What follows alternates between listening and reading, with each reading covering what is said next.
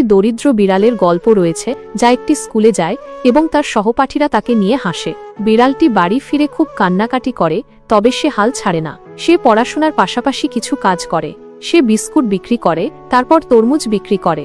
সে লাভের জন্য টাকা ব্যবহার করে। তারপর সে সিঙ্গারাও বিক্রি করে। তারপর সে বড় কোম্পানিগুলোতে শ্রমিকের কাজ করে এবং স্টিলের কোম্পানিতেও কাজ করে। সে সব ধরনের কাজ করে এবং অনেক কষ্ট করে। সবকিছু করার পরে সে ভিক্ষা পর্যন্ত করে। তারপর সে একটি চকলেট কোম্পানিতে 12 ঘন্টা কাজ করে। সে যেমন টাকা চেয়েছিল, অনেক কষ্টের পর সে টাকা জোগাড় করতে পারে। টাকাগুলো জমিয়ে সে একটি দোকানে যায় এবং নিজের জন্য একটি ব্যাগ, জামাকাপড় কিনে। তারপর বিড়ালটি তার নতুন চেহারায় স্কুলে যায় এবং সবাই তাকে দেখে প্রেমে পড়ে যায়। এই গল্পটি একটি দরিদ্র বিড়ালের অধ্যবসায় এবং সাফল্যের গল্প।